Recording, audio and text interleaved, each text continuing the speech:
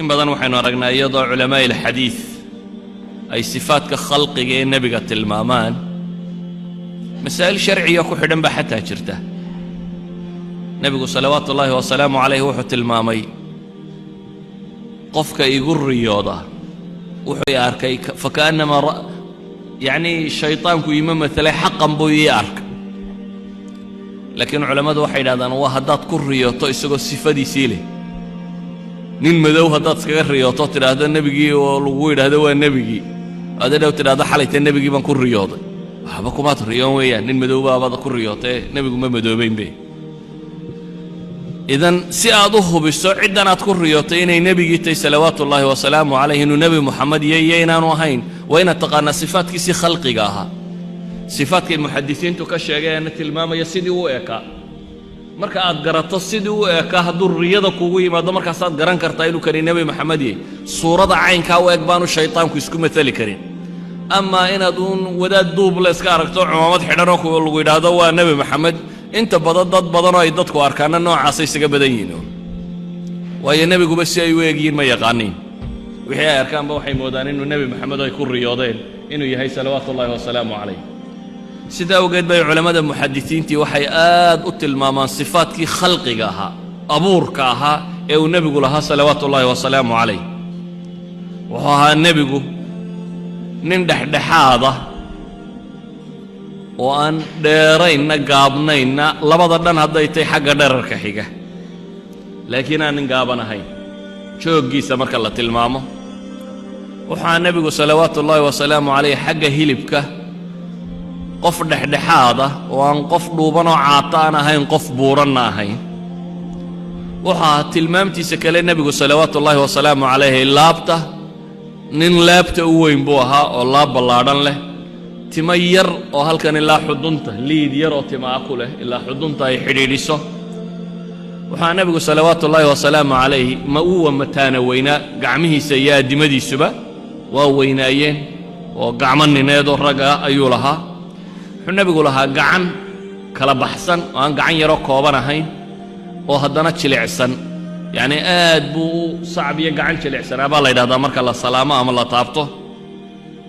وحان النبي صلوات الله وسلامه عليه عرفت أدن كبير هذا ميدان هيل بدن كلهين قربك حق بدح دحيقة لو هذا قرب دحده دو حقك بدحيقة وحان النبي يقولها ميل يرى كوسن أو ليك بيت حبت بيض وير أو تما أورسنا أو أخاتم النبوة شابد النبي نمدا وحا النبي صلوات الله وسلامه عليه وجهي سمدو قروح بدنيي عضان مشروب بالحمرة بيدهدان وجه عض وان حوش عضا هينه عصان وكجر بيدهدان وجه عضان وكجره عصوصي اي كجرته عصان نوعه وكجره او فلاور كوكله ابيض كان مدبك يرا عصانكي وكجره كله ايو النبي وهابا ليدا مدبكيسا وجهه marka la eego qaabka wajigiisu ma ahayn mustatiil bay yiraahdana waxa mustadiir mid wajigiisu uu wareegsan yahay dhabankiisu uu shuban yahay oo isleegiyo aan kala dheerayn koodadkiisa iyo dhabanadiisa iyo intaasi waxa bay yiraahdeen nabiga sallallahu alayhi wa sallam ma afyarayn afkiisu waa roora waa sicilfan ayuu ahaa ma indha yaryarayn indhihiisu si fiican bay u ballaadnaayeen waa indha jeexna waxaa nabigu salawaatu ullaahi wasalaamu calayhi mid timihiisu aanay ahayn kuwa sii wada daasan oo timaha tooska ah ma lahayn timaha aadka jacwadada badan leh yacni duuduubka badan lena ma lahayn timo sii daysan laakiin yaro laalaabi kara garaarimo yaro aan badnayn leh ayuu lahaa timaha wuu la bixi jiray mararka qaarkood ilaa halkan shaxmatiludun dhegta laalaadkeeda tan ayay timihiisu gaadhi jireen mararka qaarkoodna waabu sii dayn jiro ilaa garabka meelaha kan garabka agtiisa meelahan bay gaadhi jireen timihiisu sidaa wuu u feedhan jiray dambe oo timaha waxaynu xagga dambe isaga sii rigo mararka qaarkoodna wuu kala jeexi jiray yacni halkan dhexe intay ka kala rogmaan bay labada dhinac ay u kala rogmi jireen dee maaha saa tima weynteenna kuwan hareeraha u baxee qofkan timaha jilicsan leh qolyahan in la joognay waa aragtay timahoodu inay marka halkan dhexe laga rogo tima caadi u rogmo caadi u dhaadhacaynay leeyihiin nabigu salawaatu ullaahi wasalaamu calayhi gadh kafiifa buu lahaa, wuu garh weynaa, intanoo dhan garhkiisi wuu buuxin jiray. wuxuu ahaa nebigu salawaatu ullaahi wasalaamu calayhi mid timihiisu ay feedhan yihiin oo had iyo goor timaha ilaaliyo aad u feedha. ciro ma lahayn badan, xataa markuu geeriyoonayay ciradiisa waa la tirin karayay bay yidhaahdaan. midhadh ayuu madaxa iyo meelahan ku lahaa ciro tirsanta oo 1, 2, 3 loo odhan karo. ilaa iyo intuu ka dhimanayay ciro caynkaasiya ma lahayn, ee timihiisu madowgaas bay ahaayeen. mararka qaarkood waxay dhaheen madowga casuus baa ku jirtay gadhkiisa iyo kuwa kan, nooc min casaana. tiibkii badnaayo uu marin jiray daraaddeed bay yidhahdaan. yacnii wixii udgoonka ahaa ee tirada badan ee usmay nebigu salawaatu ullaahi wasalaamu calayh noloshiisa waxaa caan ku ahayd inuu aad u nadaafad badnaa, oo maydhasho iyo isnadiifintiisu inay badnayd, feedhashada timihiisa iyo ilaalintiisu inay wanaagsanayd. tiibka waxaan la ismariyey udugga inuu aad nebigu u isticmaali jiray salawaatu ullaahi wasalaamu calayh, oo ay saxaabadu u yaqaaneen hadduu nebigu meel fadhiisto carfin inuu nebigu ku filan yahay. meesha uu soo fadhiisto inuu isagu ahaa shayga caraftaee kasoo udugga ka soo baxay inuu isagu ahaa. idan culammadu waxay idhahdaan kamaali lkhalqi buu lahaa, dhisme jidheed oo qurux badan buu nebigu lahaa salawaatu ullaahi wasalaamu calayh. yacnii nin meel taagan oo u qurux badan ninnimo buu ahaa. marka la tilmaamo dhaqankiisii iyo akhlaaqdiisii, iyadu duruus bay u baahan tahay in laga warramo. waayo guriga iyo siduu uga dhaqmi jiray, mujtamaca iyo siduu ula dhaqmi jiray, maamulka iyo siduu ula dhaqmi jiray, dagaalka iyo siduu ula dhaqmi jiray, marka la eego nebiga dhaqamadiisii, cibaadaadkiisii, akhlaaqiyaadkiisii, marka la eego dhaqankiisu waa waxaan runtii la koobi karin. waana xadiidkii muslim ku yaallay caaisha waata leh kaana khuluquhu lqur'aan. nebiga salawaatu ullaahi wasalaamu calayh markii la weydiiyey akhlaaqdiisa, dee qur'aanuun soconaya buu ahaa bay leedahay. qur'aan ayaa akhlaaqdiisu ahayd. waxaana ugu filan akhlaaqdiisu waxay ahayd in ilaahay qur'aanka uu ku tilmaamay subxaanahu wa tacaala wainaka la calaa khuluqin cadiim. waxaad ku sugantahay baa alla yidhi subxaanahu wa tacaala akhlaaq koraysa, jumla ismiya mu'akada biadawaati الtawkiid, ina iyo la wainaka la calaa khuluqin cadiim. waxaad ku sugantahay baa alla yidhi subxaanahu wa tacaala akhlaaq aad u weyn, jumla ismiya oo weliba la sii sifeeyo cadiim lagu sifeeyey.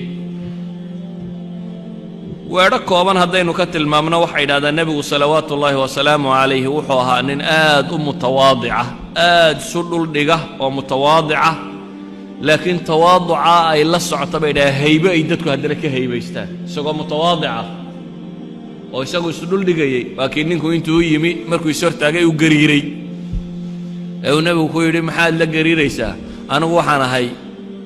mid hooyadii ay qadiidka cuni jirtay. qadiidku waa hilib qaydhin oo inta la wadho dabeetana la cuno hadhow. war islaan qadiidka cuntaay dhashay buu nebigu yidhi, waxba ha kurbanin.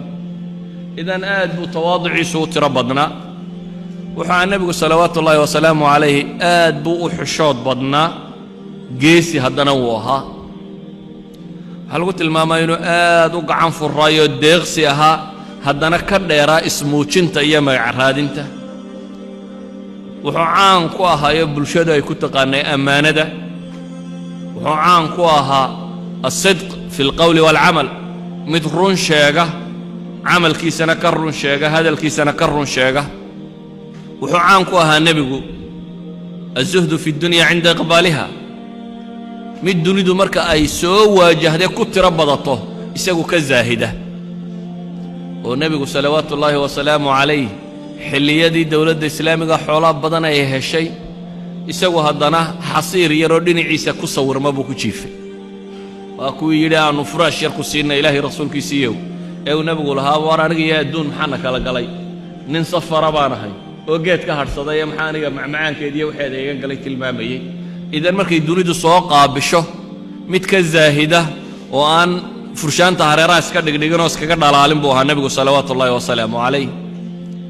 marka gacantu madhantee dunidu ay jeesatana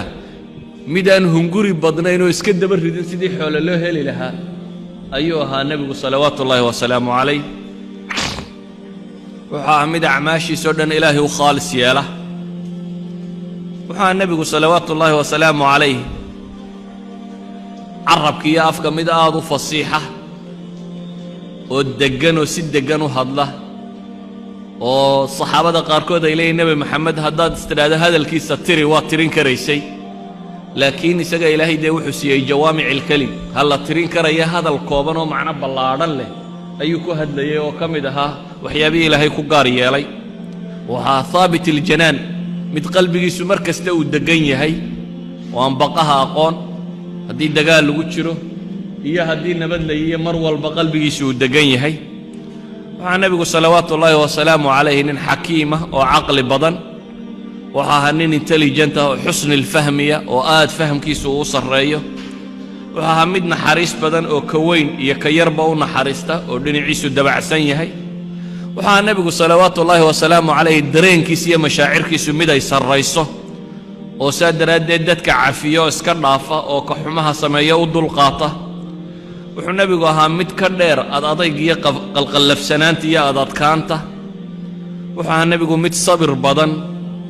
meelaha dhibtu ay taagantahay ku sabra dhiiran xaqa iyo oraahdiisa ku dhiiran idan sifaadkiisu nabiga salawaatullaahi wasalaamu calayhi khuluqiga hina aad bay u tiro badnaayeen iyana weedhaha koobanaas kaga soo koobsanno maadaama warkeenu uu tilmaamay yahay ee aanu daris noqon karaynin